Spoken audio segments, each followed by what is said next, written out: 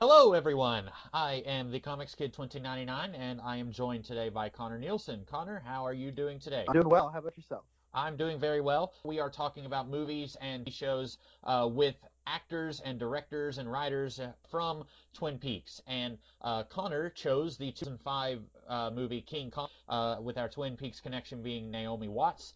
This movie, directed by Peter Jackson. It's got Jack Black, Adrian Brody, Jamie Bell. And Connor, why don't you tell us a little about King Kong? So, King Kong is, well, it's King Kong, but told through the lens of Peter Jackson's sensibilities. This kind of reunites basically the Lord of the Rings crew. The screenplay is by Jackson, Philippa Boyens, and Fran Walsh. It's produced by them. It kind of just brings together everybody. I think behind the scenes it had like Andy Serkis, of course, plays Kong. He played Gollum. Andy Serkis also plays a ship crew member. So Hmm. that's a little fun casting. And well, it tells the story of this is more of an ensemble piece, I suppose. But we have Carl Denham, who is a filmmaker living in New York, who is trying to get a movie made that he is keeping details of secret from the studio. There is a struggling actress played by Naomi Watts named Ann Darrow. This whole film, it should be said, is set during the Great Depression. Her theater gets shut down. There is a playwright named Jack Driscoll, played by Adrian Brody, who Carl ropes into writing the screenplay.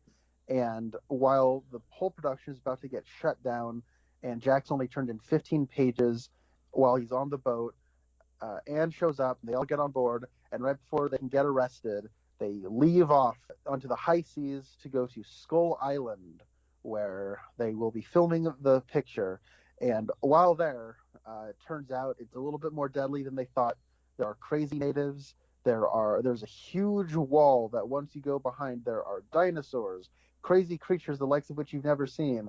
And the king of them all is Kong, who is a giant ape, who the natives offer up Anne to, and he takes, and then the rest of the crew member go into the unseen, unknown world and try to rescue her. And that's more or less the setup. Well, I guess I just kind of told you the first hour and a half of the movie, but this film is Don't worry, there's still 500 hours of movie to go after that. the movie is 3 hours long, and none of this should really be any surprise.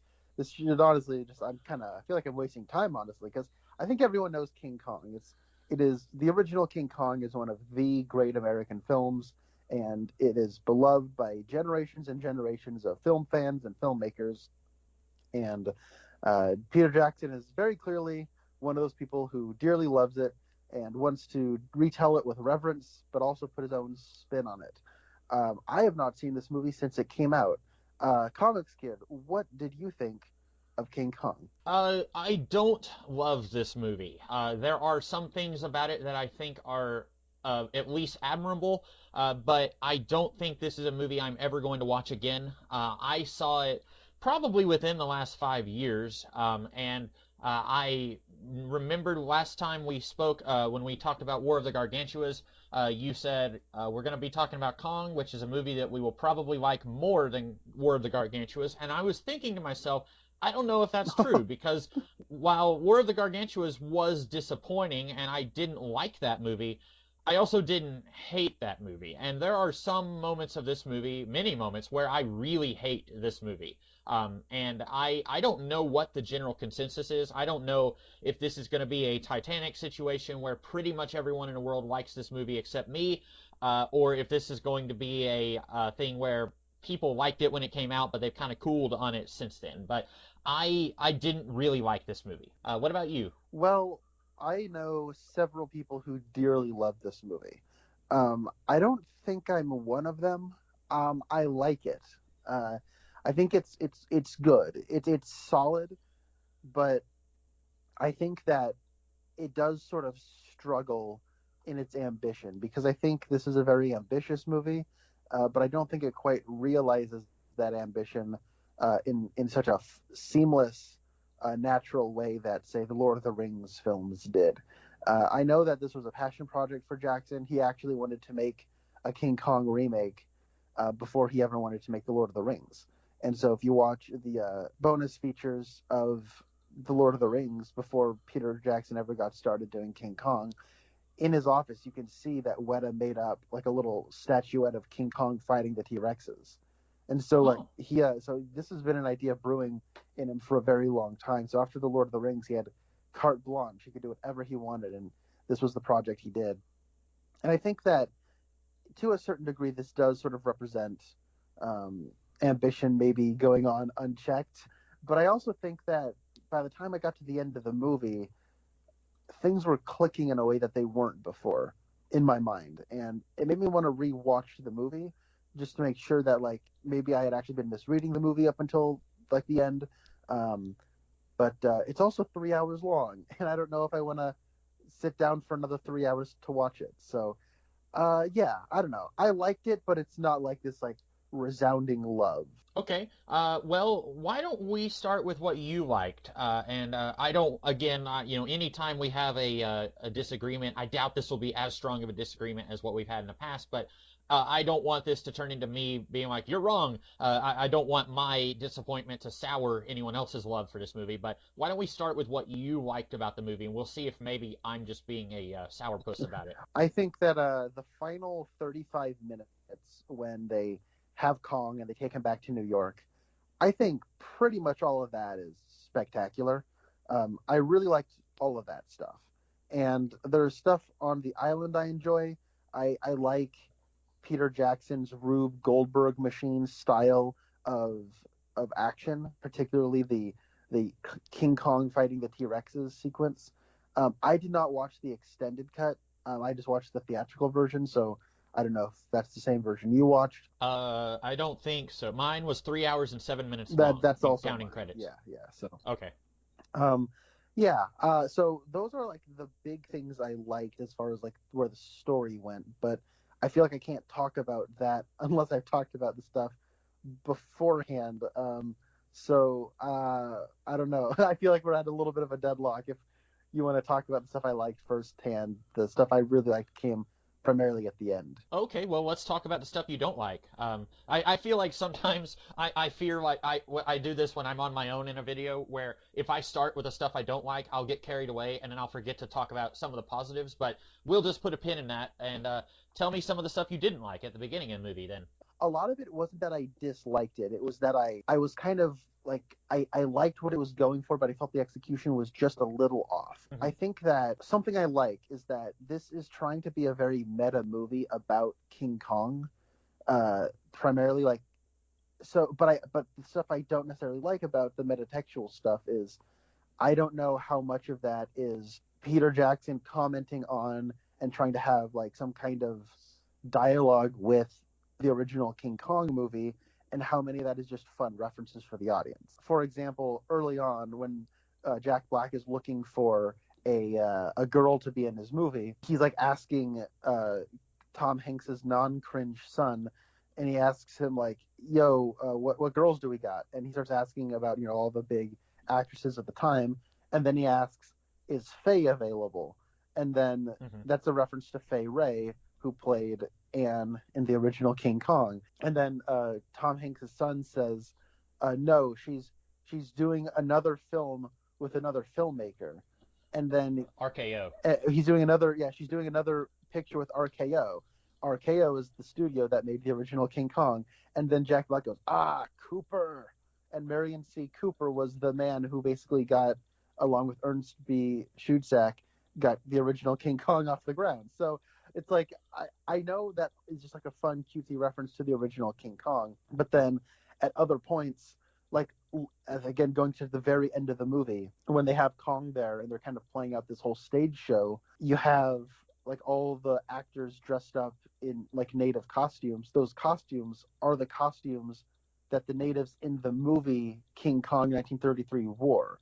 You know what I mean? So it's like I recognize those costumes from the original Kong, but the natives in this movie are like cannibal Holocaust like natives, like they're crazy like zombies basically. And so it's like I don't know how much like Peter Jackson is trying to like make a movie about King Kong, and how much of it he's trying to like using a remake of King Kong to like comment on King Kong, like the original, and how much is just I want to remake King Kong and have fun references to it. So like I don't know, it's just kind of strange. Well, I had caught some of those references. I should say I have never seen the original King Kong. Let's see, I've seen maybe the last 10 or 15 minutes of the one with Jeff Bridges that everyone hates, and then I saw Skull Island, the movie, and then, recently Godzilla versus Kong, and then I had seen this one, but I'd never seen anything prior to the Jeff Bridges one. I don't know how many that is, if that's two or three before that one, but so I recognize that they said, oh, Faye is making a movie with RKO. I kind of put that one together. I did not recognize that those were the actual costumes, so that is kind of neat. And do you think those references? I will give the movie this. Sometimes, for example, I don't know if you've ever seen either of the Clash of the Titans movies, but in the one in the 1980s, there is this little robot owl that helps them, and then in the one with that one guy that I don't really. The Avatar guy. Yeah, Avatar guy. Sam Worthington. They're like at one point they're getting their armor on and they're getting their weapons ready, and then someone says, "What about this?" And he pulls out the little robot owl, and then the other guy says, "Just leave it." And that is a reference because when I first saw the remake of Clash of the Titans, I had never seen the original Clash of the Titans, and so that stopped me in my tracks, and I said, "I don't get it. What's going on here?" That reference made no sense to me. I thought it was stupid, and I hated it. And then, meanwhile, in 2008, there was the Incredible Hulk movie, and there is a blink and you miss it reference to the Bill Bixby Lou Ferrigno series. After the Hulk has manifested on the university grounds, the reporter is talking to a school newspaper reporter, and she says, this school newspaper reporter, Jack McGee, witnessed the whole event. And it's just like if you sneeze during that line, you're not going to catch that reference. But I feel like that little bit of meta referencing to the mythology is not getting in the way. Whereas the stupid little owl thing showing up in the Sam Worthington Clash of the Titans, I feel like that's like slapping the audience in the face. Like, get it? Do you get it? And that's a long way to a short point of me saying, I don't think this movie is slapping the audience with its meta references. Mentioning Faye and Cooper offhand and RKO, that's not too bad. And then, I didn't even recognize the costume thing as a reference. So, if you're going to do references like that, that's fine. So I would give the movie that for not really hitting us over the head with it. Yeah, but then there's also and that's what I like is that it's woven pretty tastefully into like the narrative of the movie, where if we're gonna reference Fay Wray, how about there's Jack Black, but then there's also a character named Jack Driscoll. So Jack Black, Carl, is looking for a girl. So if he's just going to ask all actresses, why not ask about Fay Wray? Hey, there we go, right? But then when they're on the boat and they're shooting scenes on the boat, and Kyle Chandler's Bruce Baxter is like he's playing like the Jack character from the original King Kong though, and so then they have like a scene where they're like kind of playing it out, and it's kind of hammy acting about I've never been on a ship before, and he says I've never been on a ship with a woman before, bad luck. Like that's just like line for line a scene from the original King Kong.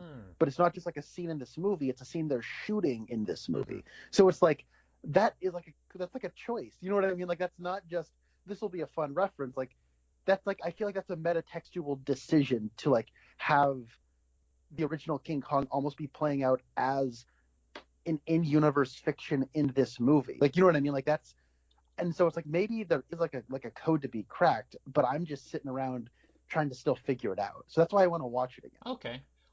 That's another reference that went over my head. Can I go ahead and talk about something I didn't like, or was Yes, go ahead. You mentioned the Kyle Chandler, which indirectly ties into the air quotes romance subplot, and I hope you can see that I'm actually doing air quotes with my hands between Naomi Watts and Adrian Brody. I guess I don't have anything against either of these actors, And I do feel like we spend more time with Naomi Watts' character. We get to see her plight that she's going through at the beginning of the movie. I don't feel as much for Adrian Brody's character. He's just a writer. That's his characteristic. But then in between scenes, these two just fall in love before they even get to the island, and they're like making out with each other, and that's fine, I guess. And then that's what drives him to try and rescue her when she gets captured by Kong. But I feel like I just don't feel anything for these two in their love for each other. And then once they get back to the island, then they just go their separate ways. And that's a situation where I think Peter Jackson was like, oh crap, we're already like 2.5 hours into the movie. Let's just do a hard cut. And now it's opening night of Kong, the Eighth Wonder of the World. And so like, I'm a little confused. Like, what happened? Is she mad at Adrian Brody because he held her back when they were trying to capture Kong? Because then he is watching his play that he wrote for her. And then he has apparently written dialogue in that play that pertains to his romance with her. And then he realizes he needs to go and tell her how he feels. And then she is doing, I don't know, some other, work like what she used to do, kind of. And then she gets captured by Kong. So then he has a plan, question mark? Because I don't know what his plan is. Like, he wants Kong to see him. And he's like, yeah, that's right. Come follow me, you big hairy thing. And then, like, he just gets knocked unconscious. And then he rides the elevator and, like, if this was a comedy movie, we would have seen, like, he's just sitting there in the elevator for, like, 5 minutes as he's going up to, like, the 70th floor, whatever it is. But, and then at the end, like, they're hugging each other, and then that's it. And I don't know, I feel like if this movie wanted to have an emotional core, that's probably where it should have been. But I don't feel anything. Like, I just feel like a robot watching what I think the movie wants me to think is this beautiful love story, but it happens off screen, and it happens in the first, 45 minutes of the movie. Like, 2 scenes after these two meet each other, they're making out. And I feel like that's a very weird pacing for this love story. Yeah, I think you've just identified, I think the biggest problem with the movie is the romantic subplot. I think that what Peter Jackson's trying to do here is that he's just trying to like make, as a what's his face, George Lucas would say, like a tone poem, Mm-hmm. like something that where he's like crafted using the cinematic tools of sight and sound, he puts images together with musical cues and dialogue that's supposed to like emotionally like pull you in one way. And I think that line that Adrian Brody has about it's in the subtext is supposed to like sort of be the magical hand wave. You know what I mean? Like, it's supposed to be like, oh no, like they're supposed to be together because that's just the nature of the story, and it's the subtext, and it's what they represent.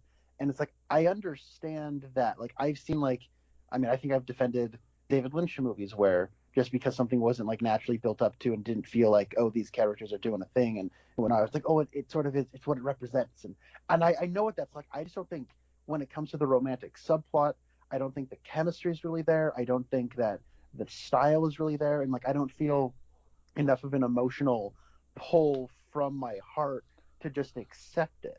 And it's like, I'm just kind of sitting around wondering, wait, why do they get together?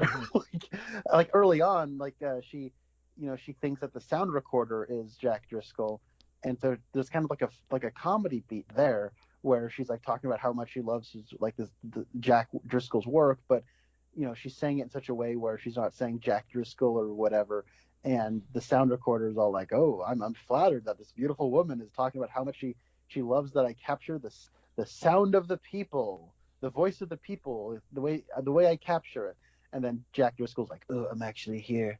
And then he, I guess, sort of embodies the kind of like artsy, fartsy, like kind of nose in his book type that she just said she was glad that the sound recorder wasn't. Like, you know what I mean? Yeah. Like, and it's like we had that sort of awkward meet cute. And then a little bit later, all of a sudden, like, I don't know, like, I feel like I don't understand why these characters fall in love. And it just sort of happens in a montage where other things are also happening. So, And It's just kind of weird. It is. And, I should say there's no, most of the time your love story movies are going to kind of go in a certain order. Any traditional rom-com, you're going to have your characters they're in two separate worlds. Adrian Brody would have his group of friends that he hangs out with. They're all teasing him because he just hasn't met the right woman yet. He's really picky or whatever. And then Naomi Watts, she's got her group of friends, her coworkers, and then like they run into each other, and for whatever reason they hate each other, and then they're spending the rest of the movie. I'm basically describing You've Got Mail, but anyway, then at the end it's like, oh, they kissed, and we feel like it works. It's built to that. That's your typical structure, but it doesn't have to be that way. I recently rewatched for about the 500th time The Princess Bride. It's a movie I absolutely adore. Have you seen that movie, Connor? I actually saw that. I have seen it, yes. And the last time I saw it was way too long ago. But it was at the drive-in theater. It was really Okay.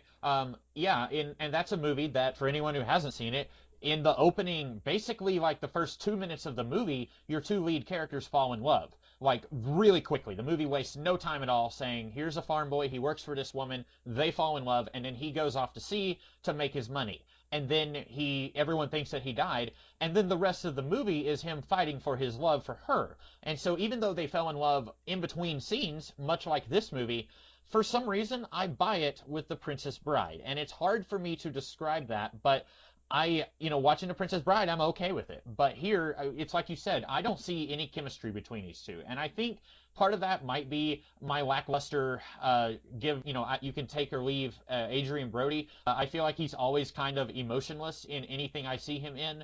I haven't watched just a ton of his films, but anytime I do see him, I just feel like he's kind of like, here I am. I'm Adrian Brody. I'm going to type on my typewriter now. And so I'm just like, come on, man. Like, slap him in the face. Like, get him to liven up a little. And, like, Naomi Watts, I see something behind her eyes here. Like, she's crying when she sees the gorilla. She sees the food on the table when that guy says he won't hire her. And I'm like, yeah, I get it. And with him, like, I don't know what his character arc is.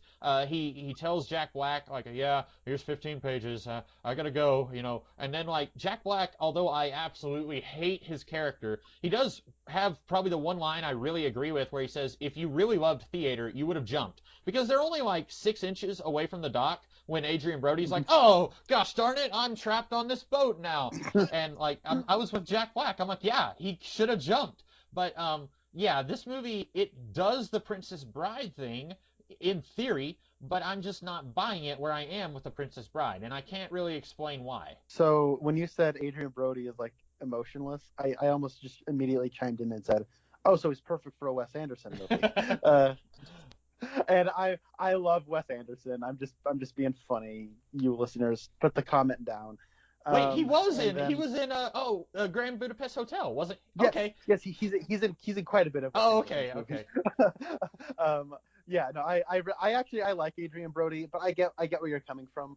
I think that you're right. Like the style of acting that Adrian Brody is doing and the style of acting that Naomi Watts are doing are very different things. And so I think that the idea is that she's kind of being more of like that period accurate actress where she's very expressive. She's got that very, slim frame and the big eyes and she's very expressive all the time. And then he is, I guess, kind of being more of like what a stage actor of that time would be like, where he is more kind of reserved. And this is like before the time of Marlon Brando, but he's kind of doing more of like a James Dean Marlon Brando kind of thing where he's very kind of quiet and you have to like turn the mic up to hear him or whatever. I don't know. I like him. But to your point about like the romance, comparing it to The Princess Bride, I think the difference with The Princess Bride is that them falling in love is just the setup of the story. It's not the story for those characters. Mm-hmm.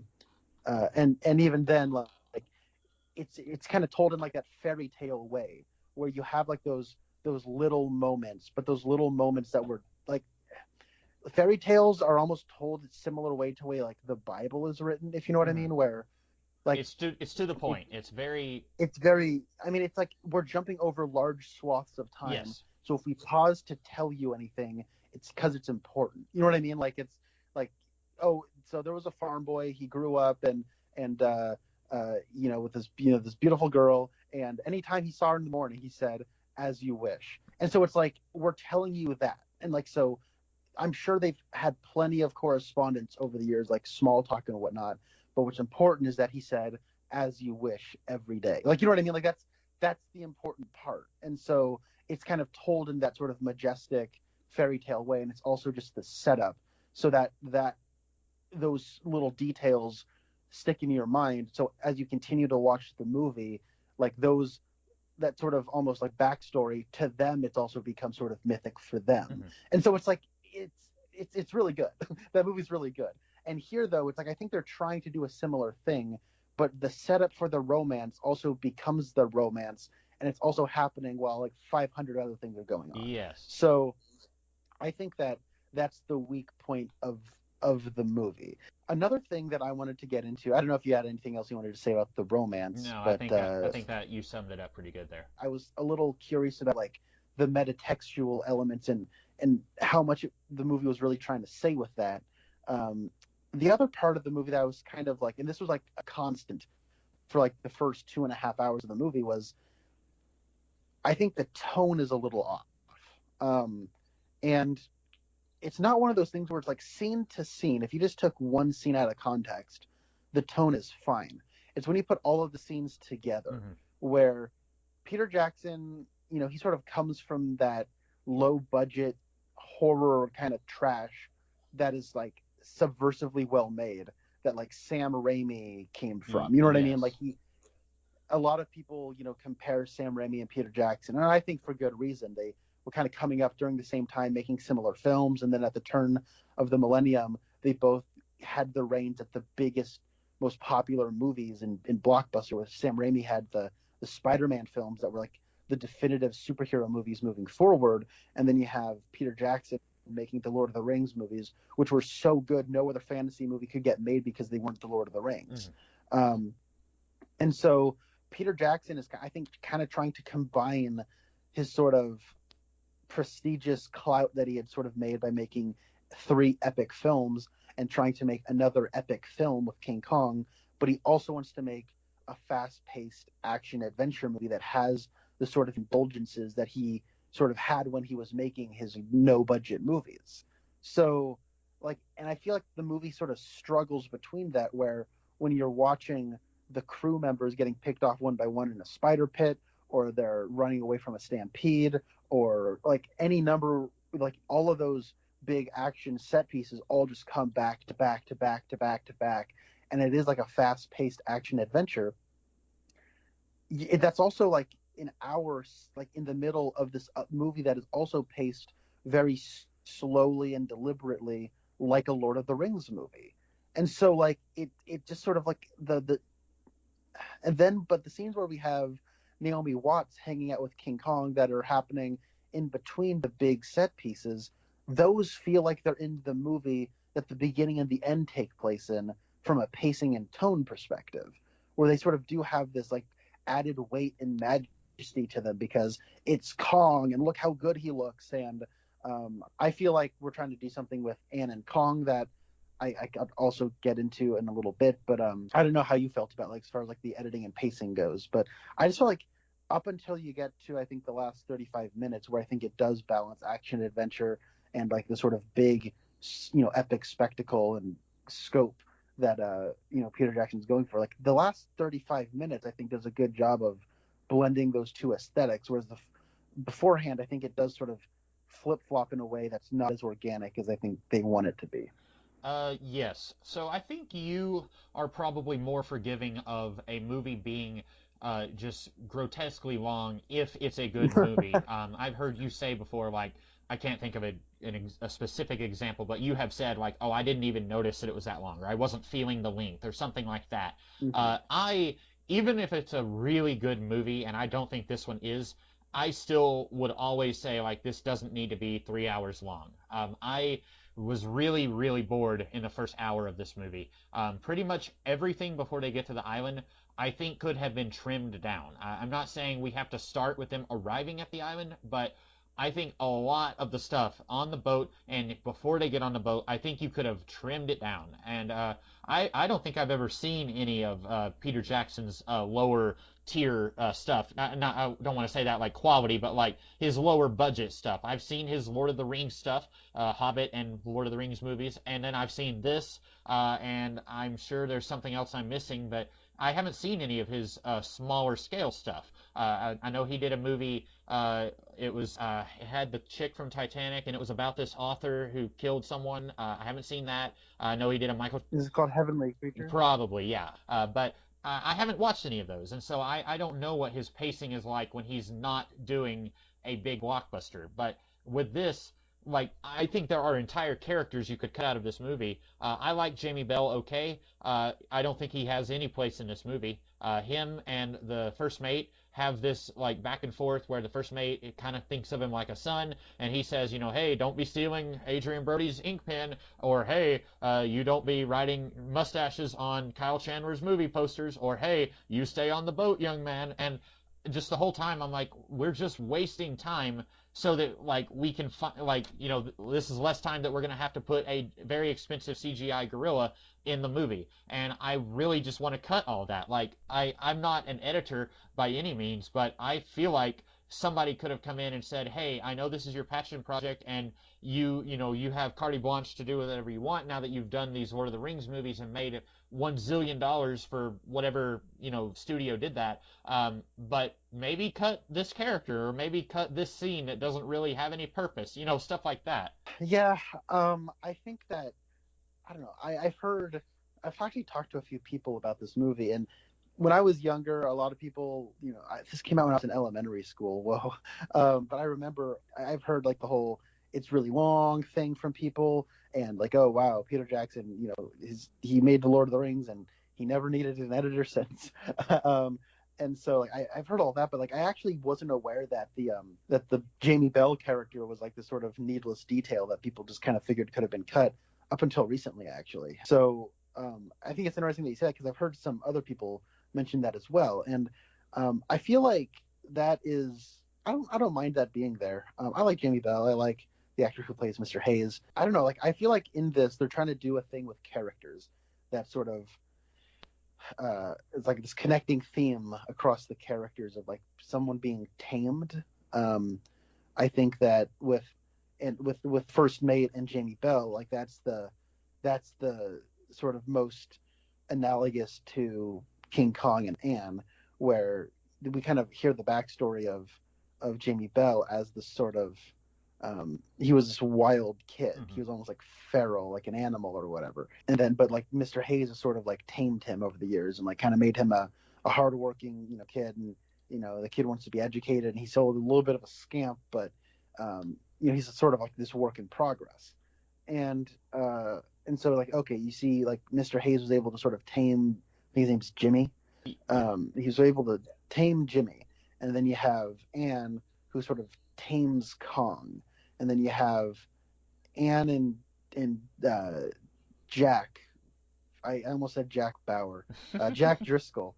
And so with that, like, it's almost a little different with like Jack needs to like be more active, or maybe his snobbiness needs to, I don't know what it is, but like he needs to like sort of come out of his shell a little bit more for love. And then you have someone like Carl Denham who like can't be tamed, and he's sort of this person who he needs to have more. Like it's never enough. He always has to keep pushing like the scenario further and further until it bites him in the butt. Mm-hmm. And so like I think the movie's trying to do something there, and I don't know. Maybe like it's just an added like kind of pair of characters that you don't need, but I kind of liked having that there because when I was watching it, it was actually through them that I started to notice that character theme. So you know me, I don't pick up on theme unless it's a movie I've seen dozens of times. I did not pick up on that parallel. That's interesting. Is that something that's present in the original King Kong, or is that something Peter Jackson is? No. Okay. So I would say you could still remove the relationship between the first mate and Jamie Bell, and you could probably still work that theme in with your other characters. Because, like you said, it's there with Jack Black.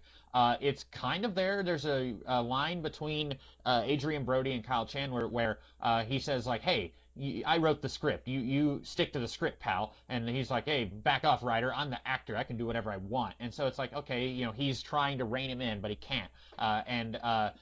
That's an interesting. You were talking about how this is very meta about King Kong. I feel like it's also very meta about Hollywood in general, and there's more we can probably get into there that I don't understand because there's a lot about the making, behind the scenes elements of Hollywood that I don't know about. Well, and that's the thing is like King Kong, the original movie, is a movie about making movies as well. Oh, okay. And so I think like that is Peter Jackson coming in and just trying to take all the elements that were already there in King Kong and just push them further than they've ever been. Mm-hmm. Like the special effects, we're going to push them even farther. The runtime, we're going to push it even farther. The kind of meta aspect about, it's a movie about making movies. We're just going to make that even like push that further.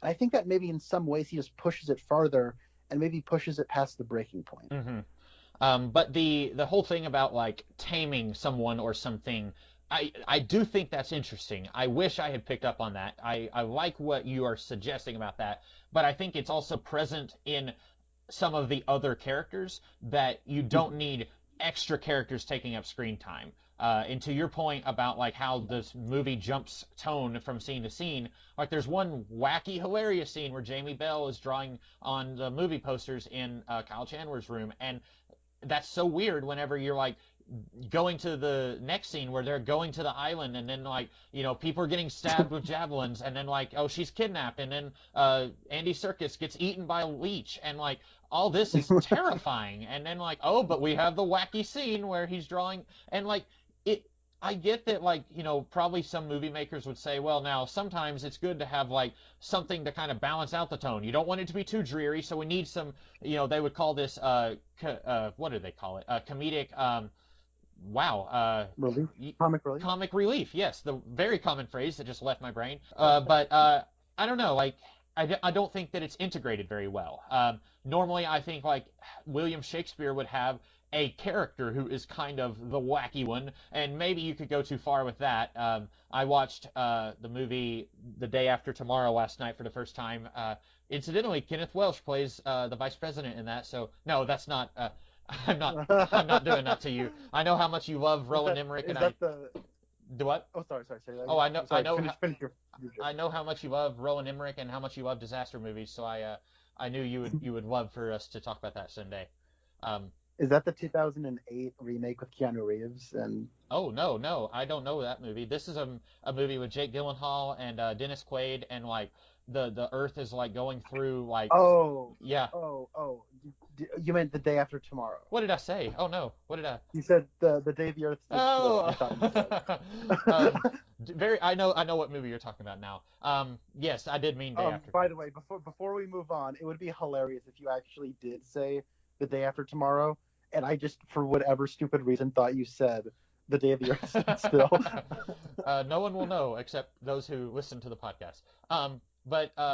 Anyway, Roland Emmerich, he's probably pretty well known for, like, you've got these characters who are serious, but then here's a wacky character who says and does stupid stuff to, like, make you laugh, but it never works because I'm never laughing. It's never funny. It's just an attempt to make me laugh.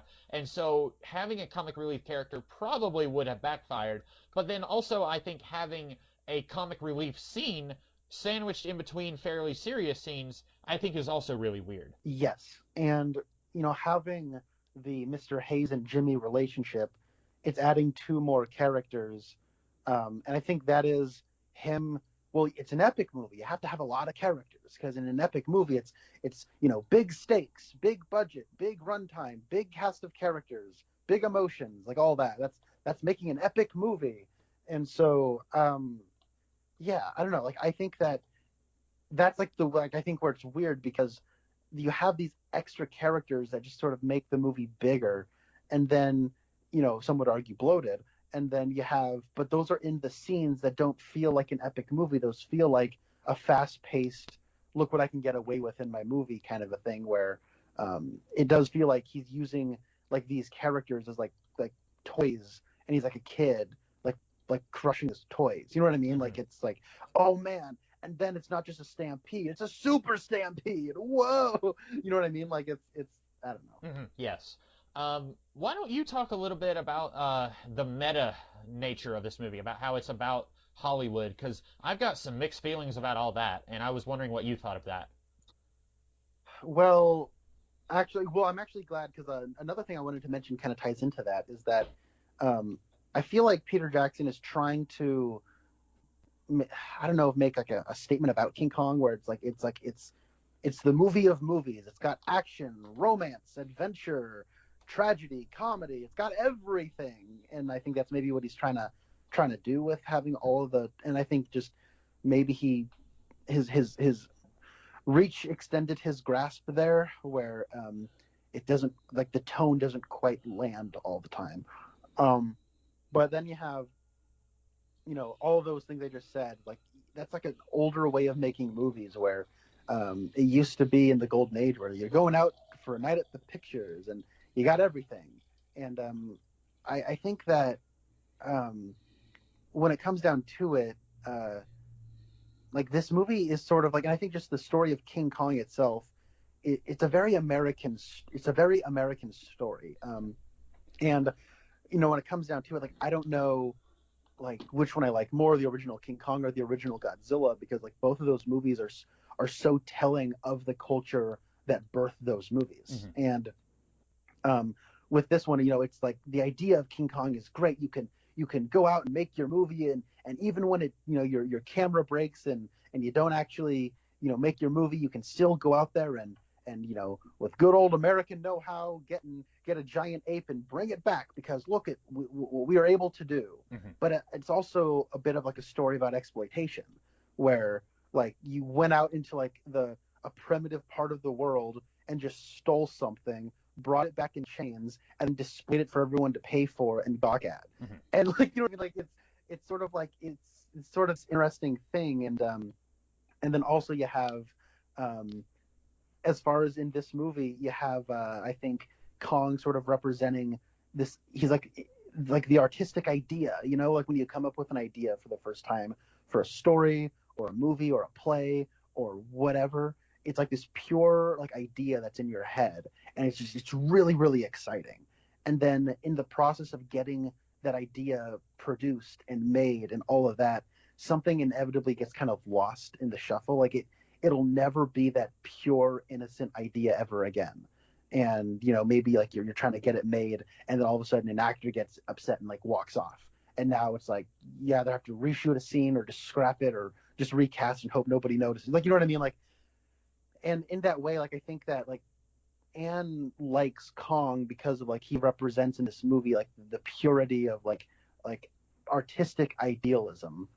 And then, like, and Jack Black, Carl Denham also has that as like a filmmaker. Like, he has that spirit and that love of like the artistic idea, but he doesn't know to like respect it. He just kind of captures it and exploits it, because more than anything, he wants the money it can get him. And so, like, it's just like, it's all sort of interesting. And I think I'm kind of maybe going in a different direction than you are maybe thinking, but yeah. And I just think that I don't know, King Kong is like one of those really like malleable like metaphors you can do a lot with.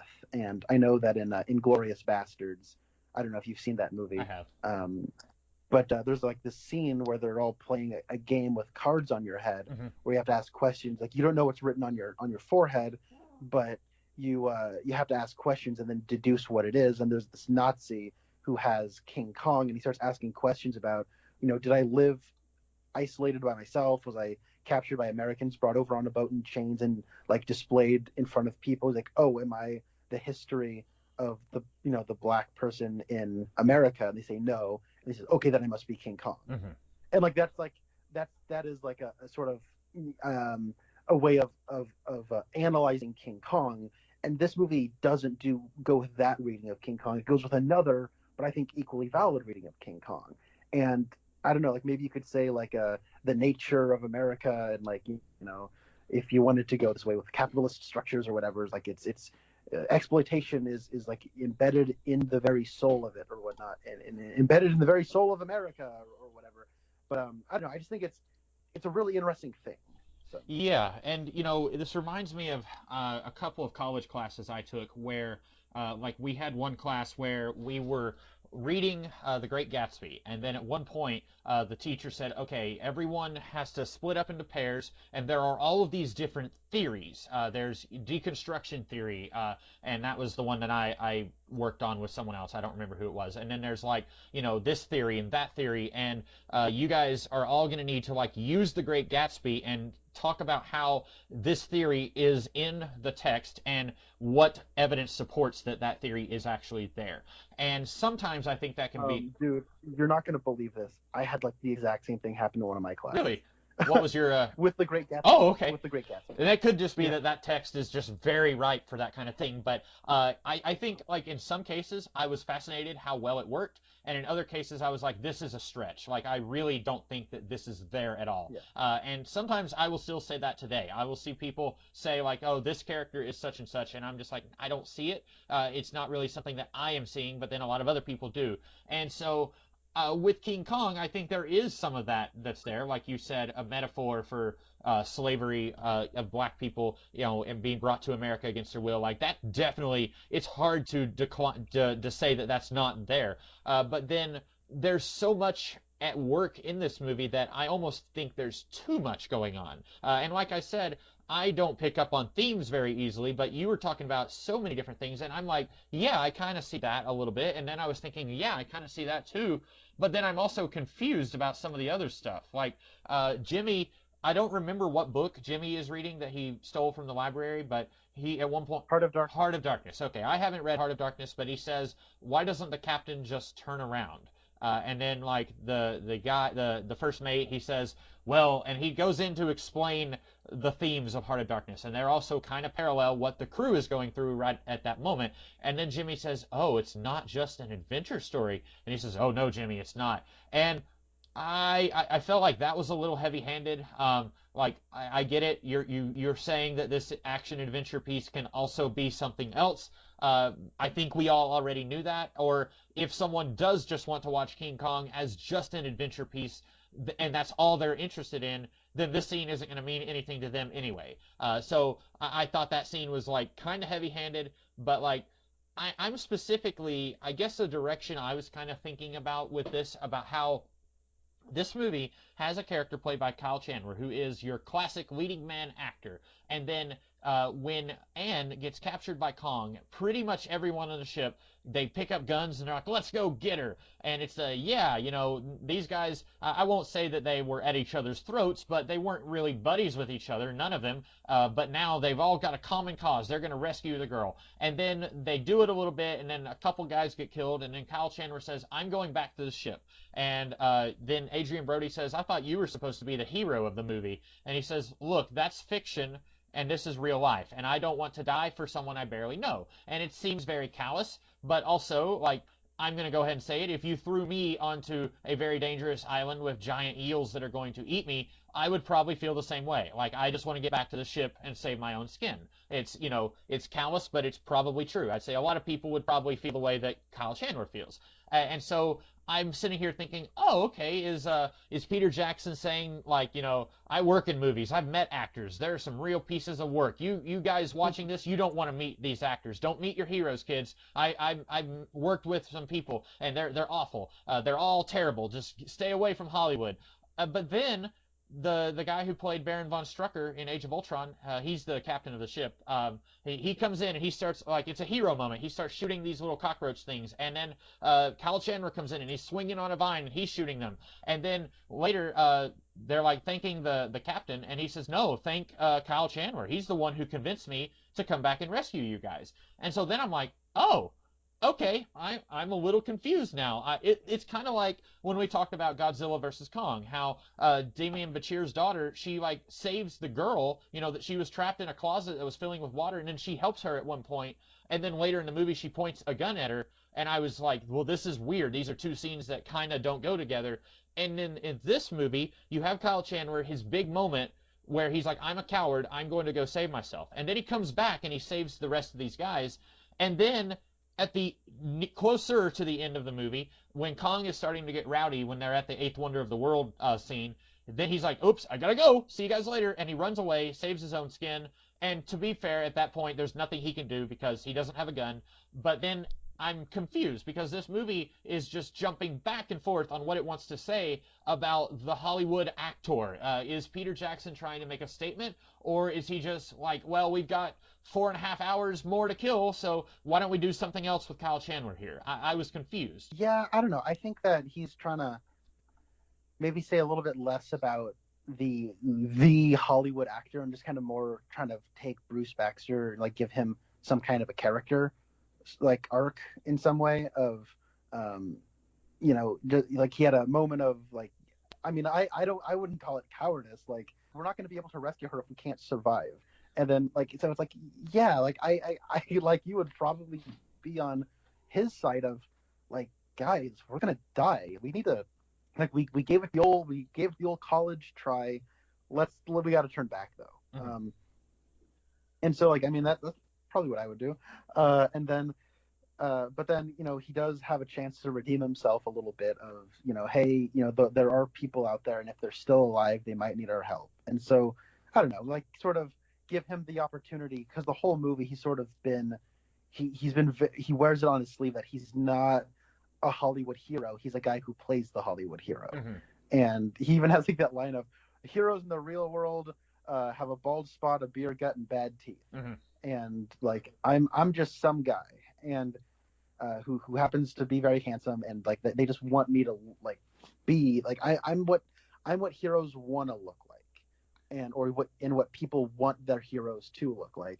And I don't know, I think that after enough time, like, Peter Jackson's like, no, a hero can still look like the Hollywood handsome guy. Maybe Kyle Chandler didn't even know that he had it in him, and he did. So I think it's a little bit more optimistic than maybe you were maybe suggesting, but I don't know. I think it's fine. Okay, but then I also like, I wouldn't have even thought anything of it if his character arc ended right there in the middle of the movie, where he's like, he turned back and he against his better judgment, he saved everybody. He convinced the captain to come and help him. But then at the end, he runs away again, and I'm back to be confused about if Peter Jackson is trying to say something, or if it's just like he's like the only one in there who's smart enough to say, oh, things are about to hit the fan. I need to get out of here. Like, you guys should too. And he runs away. Like, I don't know. Like, I think I would be on board with what you said if we didn't have that extra scene with him.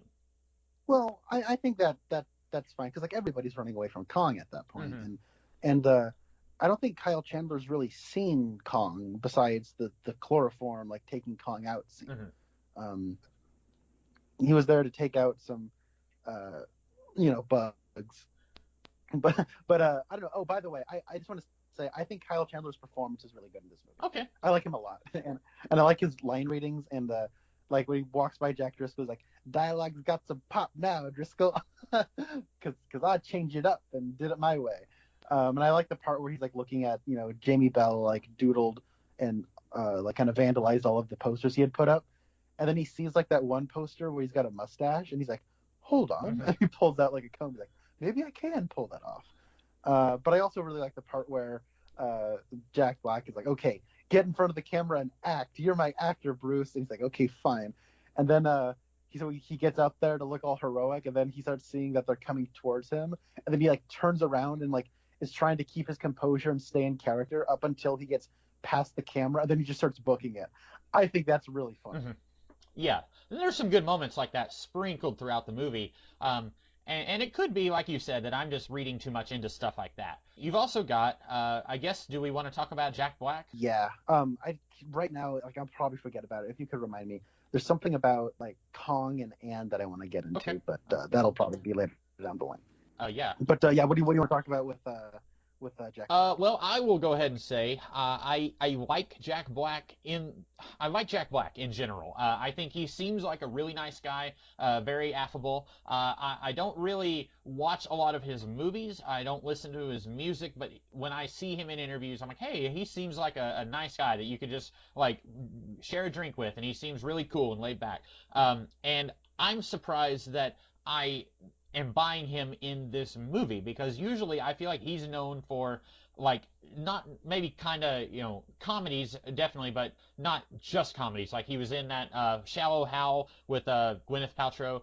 He was in School of Rock. Like he seems to be more known for his wacky sensibilities, and King Kong is not really a wacky story. And now he's not like the action hero, and he's not playing like the serious captain who's like, we're turning back right now. But at the very beginning, I was kind of noticing some what I will call like Jack Black isms, and I'm Yeah. like at the very first thing we see of him, he's in a room with his investors, and he's like darting his eyes back and forth, and I'm like I've seen him do this in other movies where he's like, and then like I'm just expecting him to like "Xanadu" and like make some nonsense word, and then like dart out the door, and he kind of reins it in after a little bit, but. And like, there's one part when he's talking to Colin Hanks, and he says like, "Yes, we are going to Skull Island," and he kind of like raises one eyebrow and kind of does that look, and I'm like, I've seen him do this before. And then after like the first 20 minutes, that they dial that back quite a bit. But at the very end of the movie, he has the classic line that I haven't even seen the original King Kong, and I know it's in that movie, the "'Twas beauty that killed the beast," and this might have been the first time that I actually picked up on because there's a scene where Kong and Anne are on, and I hope I'm not stealing your thunder for later, but there's a scene where they're on the cliff, and it's the sunset, and she's like trying to teach him the word beautiful, and then later they're on the Empire State Building, and he does the thing that she was doing earlier, and she's like, yes, it is beautiful, and then Jack Black somehow knows about that happening between these two, even though he wasn't there for either of those moments. And then he says it wasn't the airplanes, 'twas beauty that killed the beast. And I've always hated that line. I don't know exactly how it's presented in the original movie, but here I want to reach through the screen and like slap him and say, "No, it's your fault, you idiot! You brought him here, and now he's dead." And I don't know if Jack Black feels bad about his part in Kong's death because before Kong escapes, Colin Hanks and Adrian Brody are talking about like, yeah, he's really enjoying. He's sitting at the top of the world now, and he's really good at destroying the things that he loves. And I don't think that Jack Black realizes that all the 17 people who died on the island, that's on his hands because he's the one. And I guess you could say the captain could have said no. But then I think Jack Black would have found a way, like he would have, used some chloroform on the captain, and he would have held Mr. What's his name at gunpoint, and he would have said, "Take us to Skull Island." Like Jack Black effectively kidnaps Adrian Brody so that he can have his movie made, and so. Like there are different points where he says we're going to give the proceeds to his wife and kids, and I don't think he believes that. I think he's just trying to make everyone else think that he's not a total sleazebag, but he is a total sleazebag. And at the end of the movie, I'm not sure if it's trying to say that like, well, he feels bad about it now, but like there are so many other moments where he could have felt bad about it and he didn't, and so it's really disappointing to not see him get his comeuppance, at least for me. Yeah. So getting into the Carl Denham character, I'm gonna have to go back and reach into the old meta OG Kong references. So, do you remember when he starts the Eighth Wonder of the World show and he says it's like that old Arabic proverb, and lo, beauty shone upon the beast and stayed his hand, and beauty killed the beast, right? Like he says that at the beginning of the show. So the original King Kong opens up with that text. It starts off and it says, "And lo, beauty stayed his hand," and whatever that quote is, and it says "old," and it actually attributes like the quote is credited as like old Arabic proverb. It's not a proverb; it was made up for the movie. And so going into like the original King Kong, it's about a filmmaker named Carl Denham who's a bit of a huckster who does kind of like. He's selling people on sensation, and he's like a good salesman and a bit of a con man, but he does make his movie. You know what I mean? He always delivers on his promise of delivering something. And so like what I like about the Carl Denham character is that, as like, I'm an aspiring filmmaker myself, and I'm sure any filmmaker in Hollywood at one point was an aspiring filmmaker. And so like there's something about the Carl Denham character that is like inspiring, but it's also a cautionary tale. And so like the original King Kong is about a filmmaker, but it's also made like the kind of movie that filmmaker would make. Where the first half of that movie is just like, there's not a whole lot of monsters. It's kind of a flimsy like romance movie, uh, and it's whatever. You got some racist stereotypes, and you're like, okay, it's the 30s, whatever. And then so you're watching it, and you're like, okay, here we go. And then like you're like, okay, movie, you like once we get to Skull Island, you better deliver. And then the movie absolutely delivers and then some in the second half. And so it's like, oh, like the movie like talked up a big game and then delivered on that big game. And it's like, I think the original King Kong is just awesome. I really like that movie. It also has its natives are, I think, more tastefully handled in 1933 than they were in 2005. But then you have this movie, which kind of takes all of that thing where like Carl Denham is, he's like kind of the same character, a little bit more Jack Blackified. When you were saying that there were Jack Black isms in his performance, my mind immediately went to the exact moment you were talking about, with him like moving his eyes back and forth. And it's like, as Rasco says, like he loves this movie, by the way. He calls it like it's the Jack Black show, Mm-hmm. where he is just going off doing his Jack Black thing. Even though it's not a comedy, he's still bringing in that flavor. And so his whole thing is he's still very much Carl Denham, where he talks up a big game and he kind of has to play fast and loose, and he has to sort of con his way into like the legal gray zone in order to like get his movie made. But he does come back to New York, not with a movie but with Kong, and it's good enough to like get the producers off of his back, right? Mm-hmm. And that almost in and of itself feels like something like a statement on filmmaking and the film industry, where you got to break the rules, and while you're breaking the rules, everyone's going to hate you. But once you deliver after breaking the rules, now everybody wants to be a friend. And so he sort of represents like this ambition, that like ambition above anything else, and like an ambition above anything else is going to like burn your butt. And I don't know. I feel like with the Carl Denham character, like that almost feels like Peter Jackson's fears as a filmmaker rolled into a character. And I don't want to get too meta, but Peter Jackson hasn't made a narrative feature film since the Hobbit trilogy. And I don't think he likes those movies, and I can't help but feel like he almost sees like that line about he has this like unmistakable ability to like destroy everything he loves. He maybe sees like the Hobbit movies as that happening to him. But that all happened after the fact. Right. But I guess now going back to like that line about "'twas beauty that killed the beast," I think that's not like him saying the moral of the story. I think that's him just continuing on being like the huckster. He's coming up with the story on the spot now. Like, this is what happened, and maybe that is what happened. Maybe it's not what happened. But I'm selling it as this kind of tragedy now, and I think that works better in the original King Kong, where that is a movie framed around, it's told in the way that a Carl Denham movie would be made. Mm-hmm.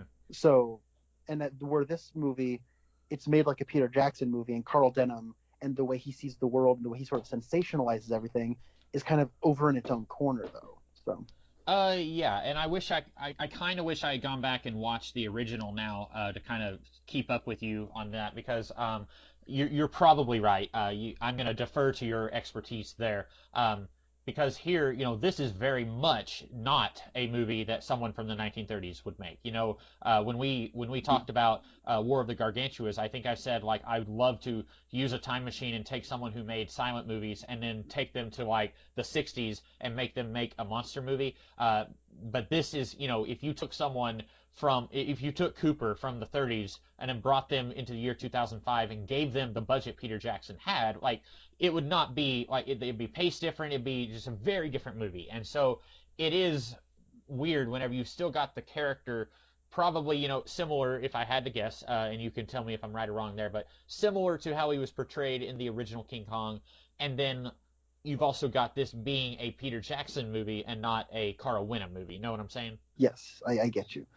Um, but do you think maybe this is just me being like, I don't know, I'm an old sap, but him being responsible for like all the bad stuff that happens in this movie, do you think that we should have seen him get some kind of comeuppance at the end? I'm glad you mentioned that because that's the premise of the 1933 sequel, Son of Kong.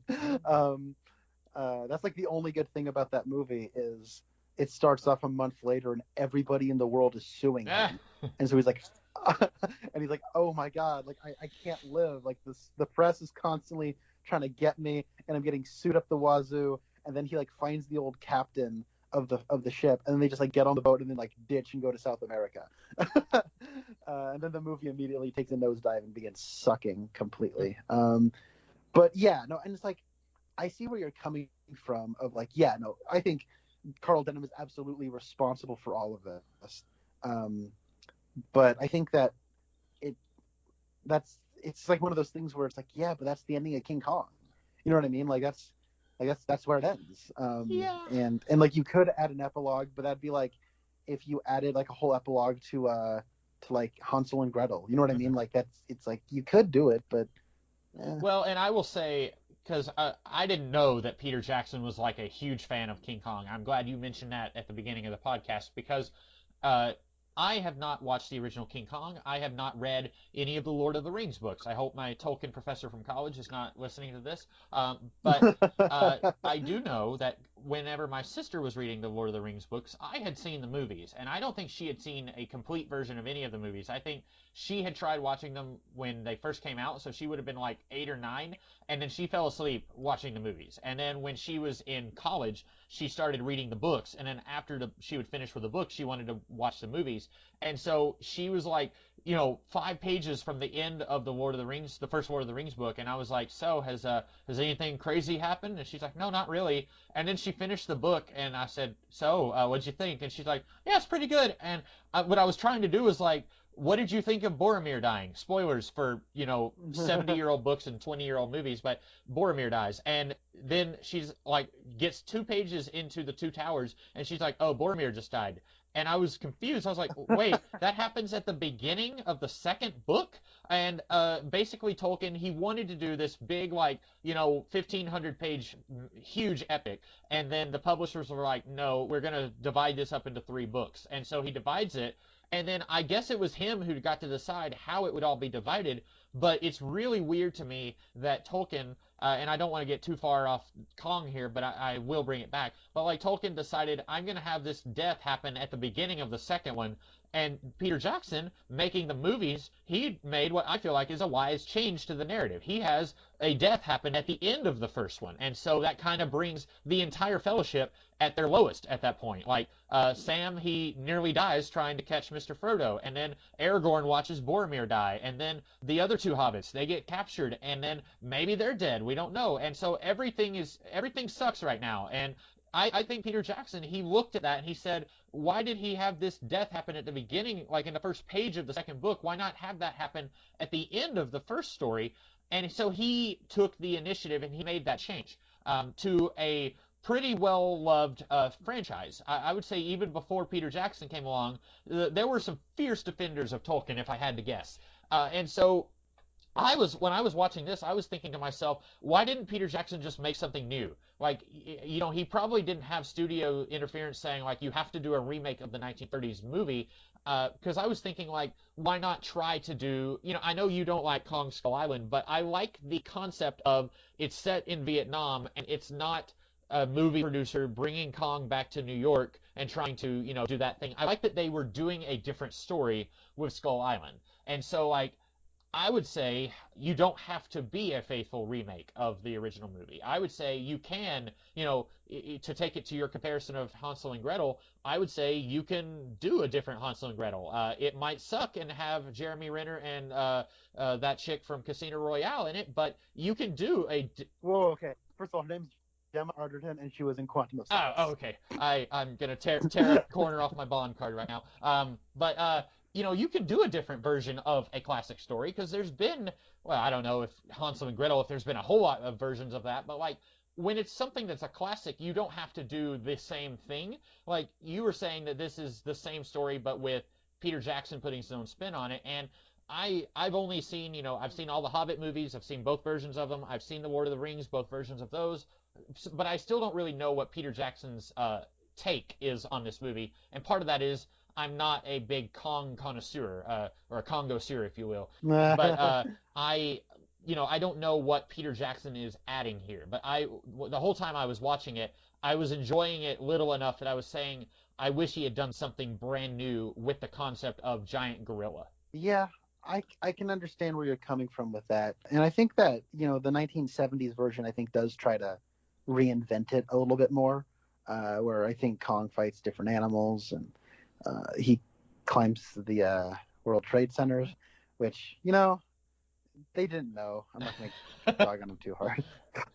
but I have not seen that version. I remember that version of King Kong was on TV all the time around the time this movie came out.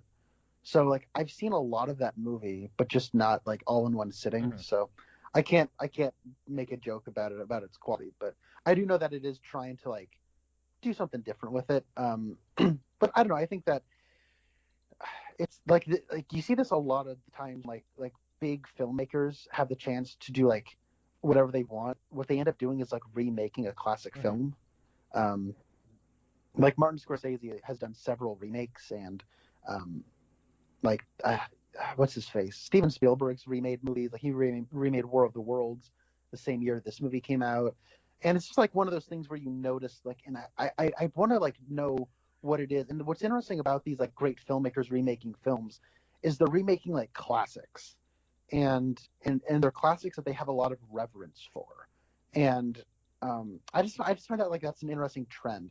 I've often joked that if I had the chance to remake anything, like I would. Well, okay. The serious answer would be I would just remake Godzilla versus Monster Zero.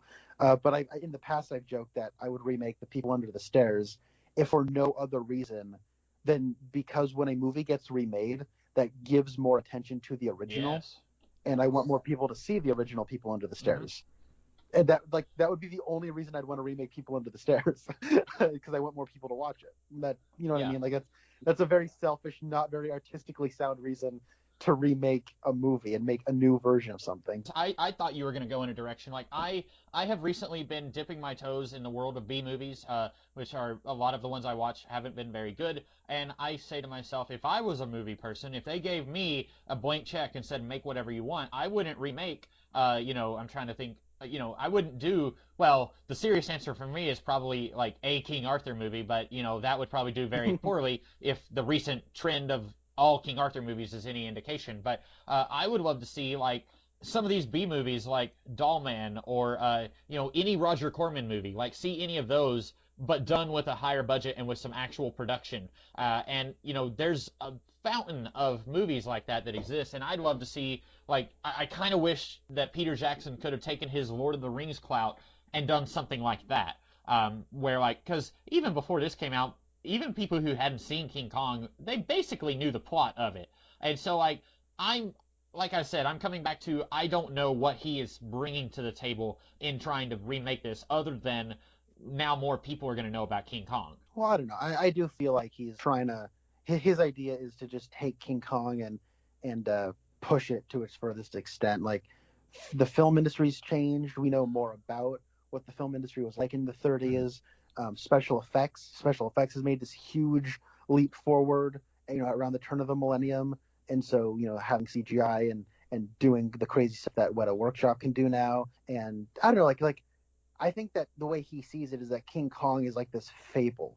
And like, it's like every so often you need to just remake King Kong in order to like, you know what I mean? It's like, it's this thing you have to do because it's like one of those movies that is sort of immortal, and it does almost feel like this it's not like The Godfather, because like The Godfather is like very specific to a person's voice, whereas King Kong is like, it is like a fable in movie form that is unique to the movie medium. And so, every so often you need to have a new updated version of it because the film industry is different, special effects are different, acting styles are different, and in the perspective of the filmmaker is going to be different. So I don't know. I think that's sort of where he's coming from. Okay, and a lot of that, I'm not as knowledgeable about Hollywood and how the sausage is made, and so a lot of that is going over my head anyway. And like I said earlier, I've never seen the original King Kong, so some of the references to that movie went over my head. And so for me, like if you're gonna treat it as like a fable, and I'm on board with that because I'm a big King Arthur fan, and to me there hasn't been a King Arthur movie that has perfectly done what I want to see done with that world and those characters and that concept. And like each one that comes about, I'm always ready for a new take because it's going to be pretty different from all the ones we've gotten before. But with this, I feel like it's treading so close to what was done in the 30s that, and part of like I'm just talking about plot stuff. I'm not talking about like themes necessarily or like the shining a light on Hollywood. I feel like it's not doing enough that's new, but maybe you disagree with me there. I understand that. Well, no, and I get where you're coming from, and like I think that, obviously tastes of the audience change. If you show the original King Kong to most people nowadays, they'd be bored by it. And nobody really likes the '70s King Kong movie. And then I think that, with Peter Jackson, just his style, like he does like making his long sweeping movies that have these like very emotionally simple kind of, you can really connect with, like, okay, this person right now, and he's really good at making a sad scene. Like the ending of like The Two Towers like almost makes me cry every time I watch it because like the feeling of victory is so strong, you know what I mean? Like because that whole movie is just the heroes getting kicked in the groin for like 4 hours, and then they succeed and you're like, yeah, they're doing it. um but and then even in The Two Towers, like there's almost like this meta moment where Sam has this whole monologue about like the best stories, the stories you remember are the stories where like it seemed like all was lost and the heroes would do nothing but lose, but then when they win, it makes the victory feel even better. And it's almost like Peter Jackson commenting on the movie he's making. It's and like that's like that to me is like that's the Peter Jackson style, and his action scenes are just and then it's like a kid in a candy store where, okay, King Kong's not going to fight a T-Rex. He's going to fight two T-Rexes. Oh, did I say two? I meant three. And they're going to be falling down on vines. And then, they're going to be trying to eat Anne. But then King Kong's going to be throwing Anne up in the air and then catch him with his feet. Because as we know, apes' feet are kind of like hands. And he's going to be doing that while he's also, like, you know what I mean? Like it is almost like this, like nonstop, almost like excess of like action that as like the little kid that still lives in me is like, yeah, and then like, you know what I mean? Like that's sort of what I get from him. But I also think that as far as like the plot goes, it being a fable, he kind of wants to keep the basic plot mechanics the same though, because it is a fable, and if you change enough of the DNA, then it kind of stops being that story. So I don't know. But I do see where you're coming from. Yeah. Um, well, I have been instructed to remind you that you had something to say about Kong and Anne. I have it in giant 62-point font, bold on this Word document so that I wouldn't forget to remind you of that. Yeah, another thing that I feel like Peter Jackson is trying to do in this. Have you seen The Bride of Frankenstein? No, just the other day I was saying to myself, I've got this 5-pack of the first 5 Frankenstein movies. I've seen the first one, and then I didn't keep going, and I want to do that. Maybe when it gets a little closer to October, I'm going to try to go through and watch all those. So I haven't seen it, but you can go ahead and spoil anything you feel like is relevant. Oh, okay. It's a great movie. I love the original Frankenstein. I think that is like, you look at all the Universal monster movies, and you're like, okay, they're all kind of the same quality. You got Dracula, the Wolfman, the Mummy, and they're all fun. They're all dated. They're all of their time. But I get a certain like joy out of them. And then you watch Frankenstein, and you're like, oh, this one is obviously the best one. Like this is like actually like a really good movie that holds up, I think, anyways. And then The Bride of Frankenstein is maybe even a little bit better. And it's almost like proto Blade Runner in some ways. Like it's kind of crazy. Are there 5 different cuts of the movie? Yeah, there's the James Whale work print where the special effects haven't quite been figured out just yet. And yeah, there's the director's cut, but it really wasn't a director's cut, so he made a final cut. Yeah, I want to see the version where it's just Frankenstein's inner monologue, just being sad So the whole then time. I made a monster, and then I made the monster a wife, and that's my take on Harrison Ford being like bored with reading monologues. As Yeah. Frankenstein. Yeah, he's like, I don't know why the monster didn't kill me. Maybe in his final moments he realized life was precious. Any life. My life. Oh man, that monologue is just bad in Blade Instead Runner. of the monster saying you know the candle, you know, or the I've seen, you know, teardrops in the rain, instead of doing that, the monster just goes and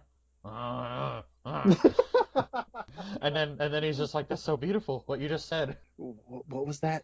Rain. Ugh. But in The Bride of Frankenstein, James Whale, like, so you know that there's that old trope of the monster comes over the hill, the woman sees the monster and Hmm. screams, right? Like that's the trope. And I guess that even in the 1930s, that was a well-established trope. And like the thematic through line, or not, like the dramatic through line of the monster's character is based on that trope, where he just wants companionship and he wants love, and anytime a woman sees him, they scream in Hmm. terror. And so then he like forces Frankenstein to build him a wife, and then the bride is like this iconic looking monster, and the first thing the bride does when she sees Frankenstein's monster is scream at him. And so it's like it's heartbreaking, it's really sad, and it's like this like really thoughtful moment. And like obviously you have to kind of like, for me, it's like I can't forget that like James Whale, as like one of the only openly gay men in Hollywood at the time, was like really kind of pouring his heart and soul into Hmm.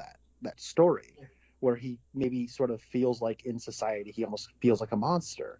And so it's like it's really like cool and thoughtful and good. And I feel like Peter Jackson's trying to do a similar thing in his King Kong movie, where like the King Kong holds the woman in his hand, right?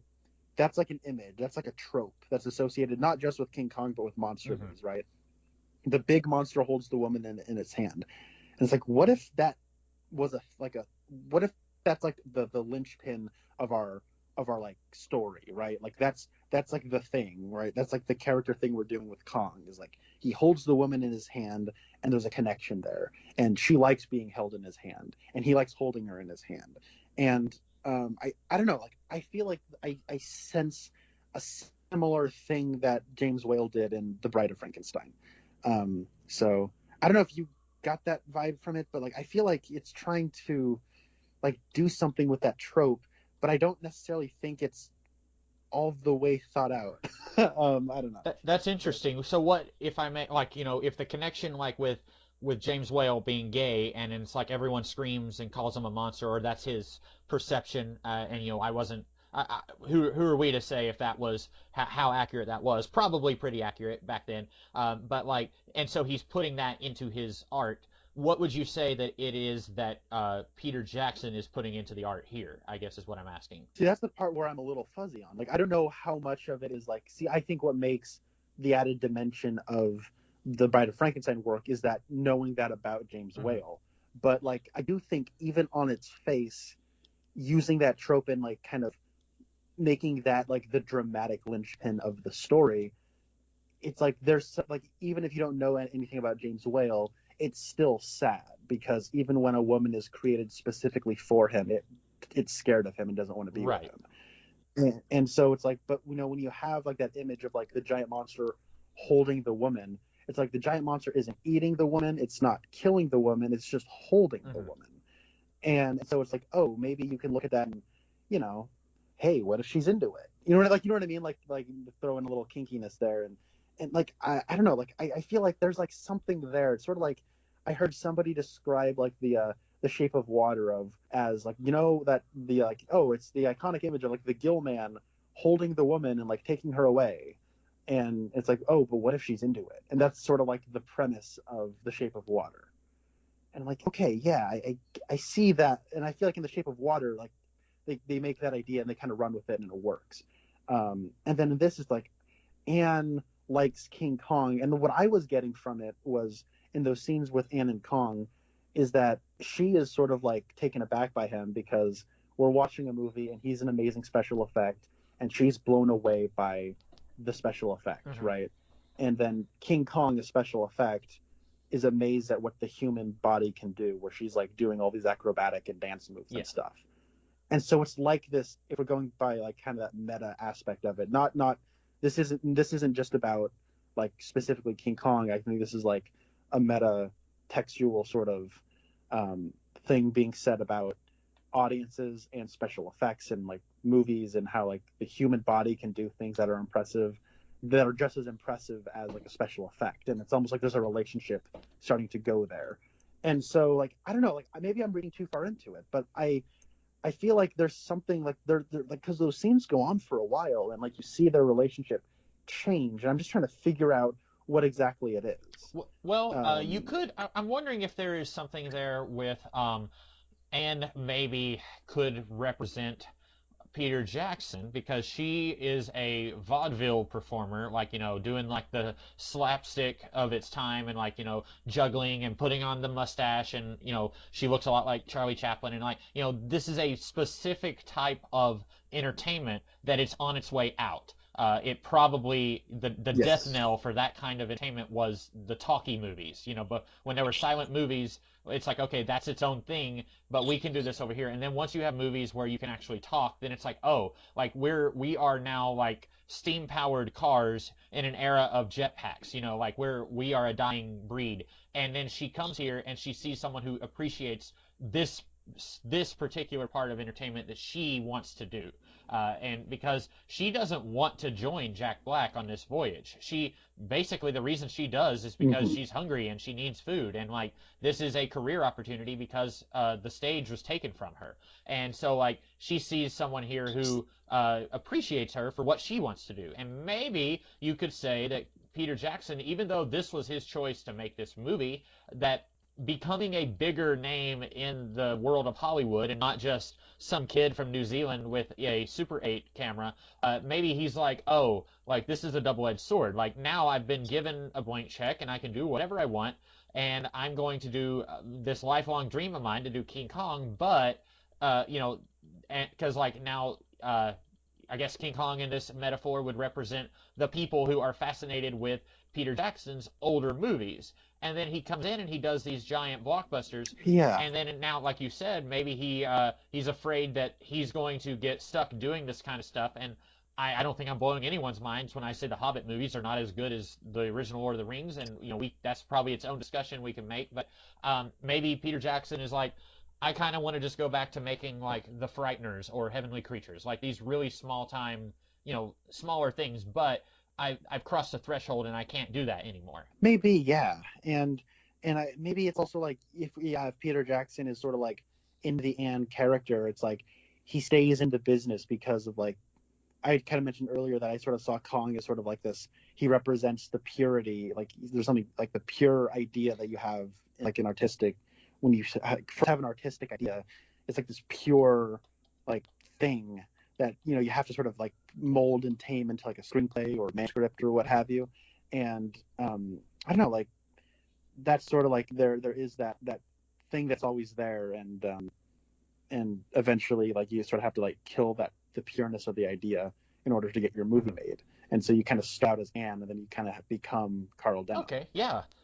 And thematically, I didn't see a lot of this when I was watching it. I think it was I think having this conversation with you has kind of made this movie more interesting to me. Uh, but I will say, and I don't want to cut you off if there's more that you have to say about the movie. I don't have much else to say, but I will say I'm probably still never going to go back to this movie because it is still a really long movie, and even though there are quite a few interesting things to find in the movie, I do think it's still very clunky in getting to that point. Well, that I also agree with you. Like I do think like it has a lot of really neat ideas, um, and I like the movie, but I also think that um, it's maybe too ambitious and trying to do too many things, and all the things it's trying to do maybe kind of it kind of like it's hard to focus on one thing because of all the other things it's Hmm. doing. And like, I don't exactly, I'm not confident how good it is at accomplishing what it wants to do. But I also do think there's something there.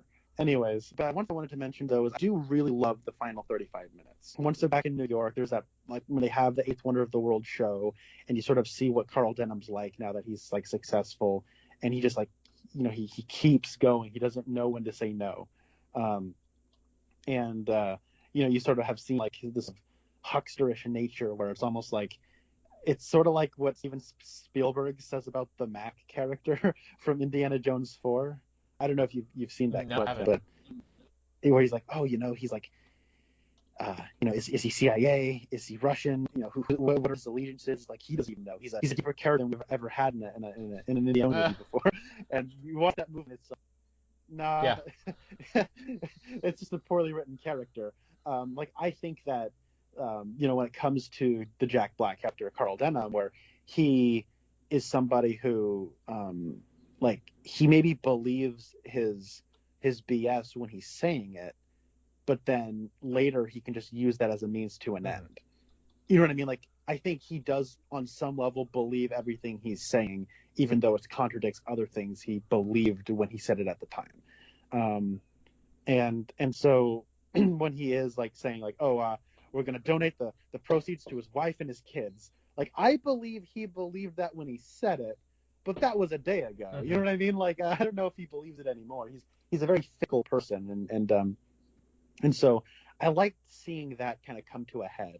And I really like the scene where you have Adrian Brody watching his play, and this is sort of like, a character looking at their own art and like, seeing how it speaks truth into their life. I liked seeing Adrian Brody not even really understanding the subtext of his own work until it's like being said by somebody else in front of him, like to him. And like, there's something about that like, I believe there are some artists and like, where they have an understanding of what their play or their movie or their TV show or their novel or whatever is about. Until later when it's done, they look at, this truth in my own life that I was bringing to this that I didn't even realize was there at all. And so I really liked that scene. And when King Kong finally climbs the Empire State Building and stands on top of it and he beats his chest and roars as like the planes are coming at him, like, that felt like the sort of like mythic towering spectacle. Like, it was sensational. Like, I don't know what it was. It was kind of breathtaking, and it, like, that's what I thought like the rest of the movie should have been like. And I think he does absolutely try to make everything feel that big and important and grand, but I don't think it's quite as good as that. But then when we finally get to that, like, something about that really did work for me, and like, it was kind of like one of those things where I don't usually cry when like a movie is like sad or anything, and I really don't cry often during movies. I usually cry when something makes me very happy in a movie or it like emotionally gets to me. But this one was just something about the filmmaking had me like tearing up. I wasn't crying, but I was like, my eyes were getting pregnant with tears, and I don't know what it was. I think that's just maybe speaks to how good of a filmmaker Peter Jackson can really be. Okay. Did you have any final thoughts on the movie? No. Okay. So I think we both kind of, although when we first started, I was thinking maybe you liked it more than I do. I think we both probably felt about the same about it. You might decide you're going to watch it again in the future. I'm not. I've seen it twice, and I think that's 6 hours of my life. If it was a shorter movie, and if I was a little more 100% sure about the themes that they were going for, I'd probably make this like a yearly watch. But it being so long and clunky makes me not especially interested in watching it again.